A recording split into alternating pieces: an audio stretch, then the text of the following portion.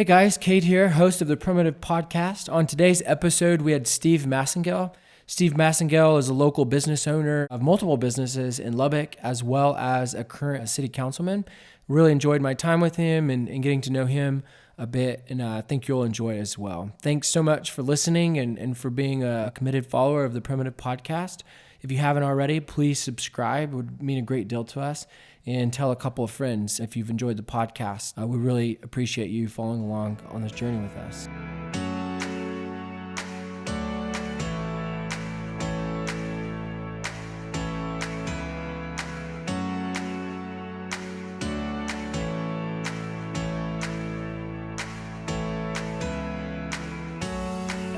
Steve, thanks so much for joining us. It's really great to have you on, and know you're super busy. You got multiple businesses and city council and all kinds of stuff. So thanks for fitting us in. So for those who are listening to the podcast, why don't you tell them about your background, where you're from, and where you went to school, and how you got into your businesses and all that good stuff. So I grew up in Lubbock. Okay. My dad was a city employee. And he had a job in Midland at the time, and we moved here in 1980. Okay. My dad was back then it was called the director of finance, but he was basically the CFO for the city of Lubbock, which is interesting. Yeah. Grew up here, went to Monterey High School, spent a couple of years in College Station, and came back to Texas Tech and graduated with a business degree. Growing up in Lubbock was great. Monterey was great. I loved school, and I had my first business before I was 16. And what was it? I was we cut grass. We were Cool. cutting grass, and we had enough customers at the time that I'd already bought my first truck. Okay. I paid $450 for That's it. awesome. It was a 1973 Chevrolet pickup without a tailgate. But I remember we were doing so much work, we'd get home from school and our parents would have to take us to job to job to job. He finally just said, just start driving. I'll take the heat for the ticket. That's great. And so I've been self-employed since that point. Okay. Business background. The guys that I was in the landscape business with, David and Michael Poster, we got into the T-shirt business, and we peddled some T-shirts in and out of. There wasn't many rules back then, but we would set up in the student union and sell. Okay. And so we played with it and were successful with it. And in 1993, the Lady Raiders won the national championship. That's awesome. And so we seemed to be uniquely positioned to take advantage of that. Licensing wasn't what it is today, and so that was good for us. That's cool. And then from there, we started Advanced Graphics, and kind of know the rest of the story. Yeah, that's cool. So how long were you kind of in a business partner relationship with those guys? Like, at what point did you just kind of take over Advanced Graphics and it kind of became your thing? So I was always partnered with David, never officially partnered with Michael. And then David decided that he wanted to do some other things and asked me to buy him out. And that was like in 1996, 1997. Okay, cool. That's awesome. So is there a point that you can remember growing up where you wanted to be self-employed? You mentioned you've kind of been self-employed since you were 16 or before 16. Is there something that triggered that? Like, what happened there? It was implanted in my brain mostly by my dad. Okay. And he just said, being self-employed is where you'll get paid what you're worth. Sure. I guess was Yeah. the way it was. And so I kind of never deviated from that path. Okay, that's interesting. So is there anything that obviously your dad. So I'm generally interested in entrepreneurship, particularly, I have a 9 and 7-year-old, and so that, I'm self-employed, and so they're getting to observe that and watch that. Are there other things that happened between, let's say, 16 and 20, when you're still trying to, figure things out, that really kind of influenced your entrepreneurial journey? Or did you just jump in with the landscaping company and, you just kind of, took it as it come at that point? It was all about work and hard work, and I guess I was just wired that way from the beginning. I mean, you know, I always tell everybody I've never had a job. Yeah. But you've worked a lot of hours. Yeah. Yeah. Yeah, that's great. Exactly. So how do you see your role from a leadership perspective? You know, you currently serve on the city council, advanced graphics. I mean, you got all kinds of things that you're doing. So when you think about your specific role in each of your responsibilities, like how do you kind of see leadership, and how do you kind of think about leadership? Being a leader in all those different entities, and you get the leadership question a lot, but it always seems simple to me. It's like you've been placed in a position to make all those around you successful. So in that regard, in my mind, sometimes I always turn the table and I think, I work for all those people. It's my job to position them as a leader to make sure they can be successful. And that's the shortest way I know how to answer that question. That's really good. Yeah, and that's really applicable regardless of what, role you find yourself in. It applies all the way across. Yeah, it's really great. It applies all the way across. What in the years you've owned your own business, in the years you've been a public servant, like what are some of the most critical things you've learned, whether it be through failure, whether it be through success? Like when you think about your kind of entrepreneurial journey, your self-employment journey, your public service journey, what are some of the most critical things you've kind of learned along the way? I've learned that a business good enough to sell is a business good enough to keep. During as I was building my business, I got interested in the cellular phone business, and so we had a business for a while where we were the largest retailer for Alamosa PCS, which was at the time huge. The Sprint PCS affiliate, and it was the evolution of analog cell phones to digital cell phones. Okay. And that was a business that I had that exploded. And we had locations. Wait, I've had some things explode both in the positive sense and negative sense. So when you say the word explode, so it exploded which one? Positively. Okay, positively. Thanks for the clarification. And we had, I think, at our peak, we had 16 locations from Midland to Wisconsin. Wow. And mostly in malls, because that was my expertise. As we started campus design in the mall, and we understood mall retailing, and someone came to me at that time that was part of that organization and asked if I'd be interested. And in the middle of that explosion, 9/11 happened. And so the business changed. And as we were maneuvering through that change, someone approached us to buy the business. And the lesson I learned from that was the sale of that business was a failure. And we didn't handle it the way we should have, and I paid the price for it. And so I've always said a business good enough to sell is a business good enough to keep. Yeah, that's good. What are some other things that you can think of, in your journey, that whether the leadership principles or leading and managing people, like what are some other things you've learned? I've learned that you can't. Nothing replaces hard work. Nothing replaces getting in and figuring it out. Effort. Yeah. That's great. What's your approach to failure? People have different kind of viewpoints on what they learn from failure and how they approach failure and how they absorb failure. Like when you talk about that, selling your stores.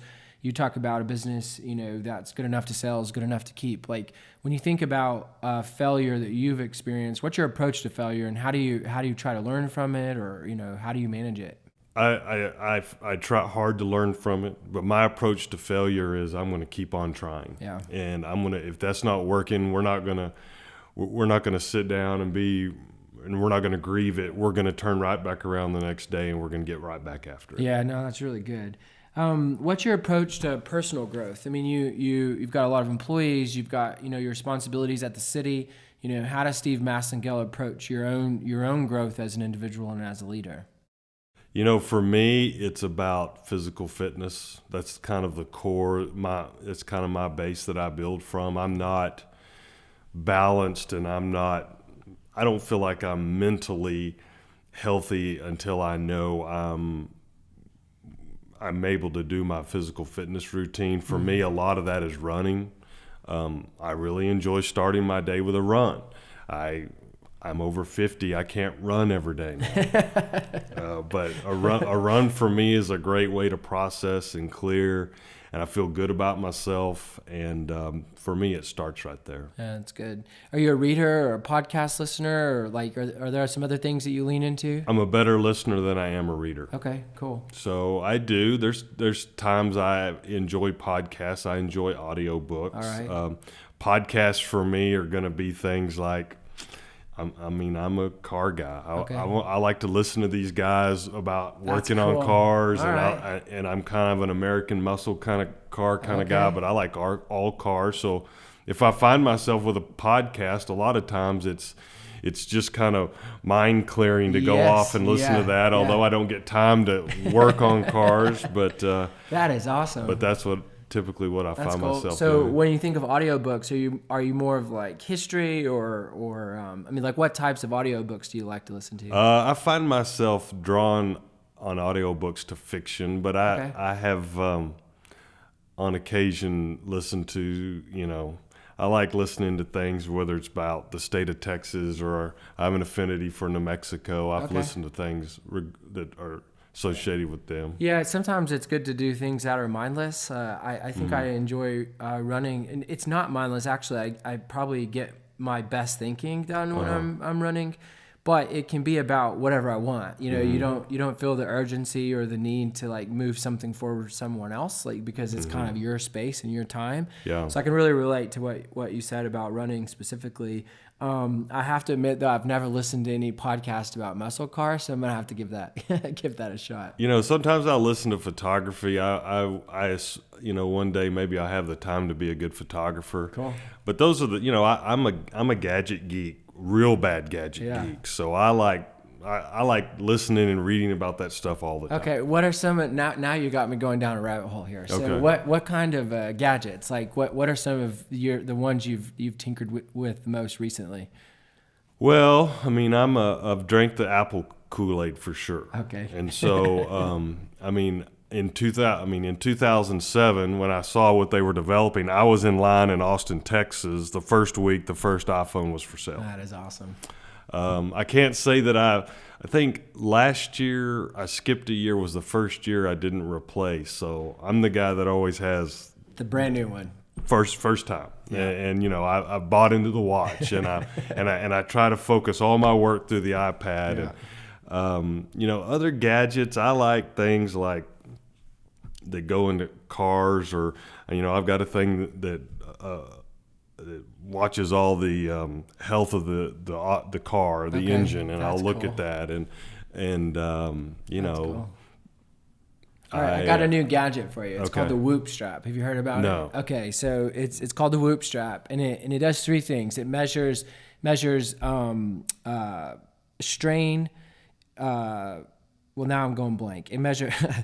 Let's see. It measures strain, recovery, and sleep. Sorry, went blank there. So strain, recovery, and sleep. So yeah. So how do you measure strain? Well, it's measuring. It's a strap that goes on your wrist, and it measures your physical exertion throughout a day. So it does it by itself, or like when you start a run, or if you're doing weights, or you're skiing, or any kind of physical exertion, you can actually tell the Whoop Strap, hey, this is what I'm doing. But it measures like heart rate variability and your heart rate and all these other kinds of things. And it takes those three things, strain, rest, or recovery, and sleep, and it shows you basically your recovery for your body. It is completely fascinating, and so it's a gadget you should Never check heard out. of it, so you it's schooled me. super great. You schooled me. But what I love about it is like sleep, and everyone knows this, but sleep is so critical. And so based on your strain and based on your recovery, it actually recommends for you how much sleep you need per night. And it measures it, and so you can see your disturbances in the night, your latency, all these really great things, and then it helps you improve your sleep, which helps you improve your overall fitness. So. If it could make me sleep longer, that would be There great. you go. Yeah. Are you want? Yeah. Well, I don't know that it can actually make you sleep, but it can give you the information to help you make good I already decisions. know how long I need to sleep. I don't get there, but Yeah. Understood. how do you balance your time? Again, you got multiple businesses, city council, you got a family. How do you approach kind of managing your time? That's the first question. And the related question is, when do you find yourself out of balance with those things? How do you rein yourself in and kind of try to recover that, quote, balance? I don't know that time is well balanced sometimes for me. I get, council requires, it pulls on me all the time. Right. And, I just came from staff meeting at Advanced Graphics, and I called this a city council meeting, but I said, hey, I've got a meeting. I don't tell them, they don't know where I was headed, but I cut that meeting short. And, I'm involved. I oversee facilities for the council, and that requires a lot of time. It'd be really hard for me to advertise that my time is balanced. Yeah.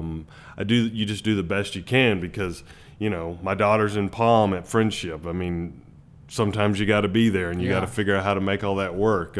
Again, if I didn't have a device that someone could, help me manage my time with, I don't know that it would be very well managed. What happens when you start feeling depleted? Like when you've kind of overstepped that balance, and maybe it's not a balance, but when you kind of feel your tank running dry, what are some of the things you kind of lean into to kind of restore your energy and kind of focus? Looking forward to that time that there's nothing. Yeah. The gaps. Yeah. If there's just like when we started today, you asked about my weekend. I said I had a weekend with no events. That's rare, very rare around the Massengale house. Yeah. And so, and we're going to take some time at spring break. Get away. And I think that's what we look forward to. That's cool. That's great. Who have been some of the biggest personal influences in your life? I mentioned my dad. I would say my scoutmaster, Jim Arnold. I'm an Eagle Scout. That's awesome. He had an influence on my life. I was particularly close to one of my teachers. I was a good student, but I was mostly fascinated with industrial arts in high school. And so I'm a trained welder. I'm a cabinet maker. I've probably forgotten my architectural skills, but my teacher was Steve Ireland, and Steve was, he taught me woodworking awesome. like nobody had ever taught. But at the same time, we became good friends. He was a runner, and he's probably also what motivated my interest in running. I ran cross country in high school, but I didn't have any talent. I was probably average at best, but he was a master's track athlete. And he was a sprinter that actually still holds records in Kansas. But I stayed close to Coach Ireland up until when he passed a couple of years ago. That's awesome. So you bring up the trades. This is kind of a random question, but now I'm curious.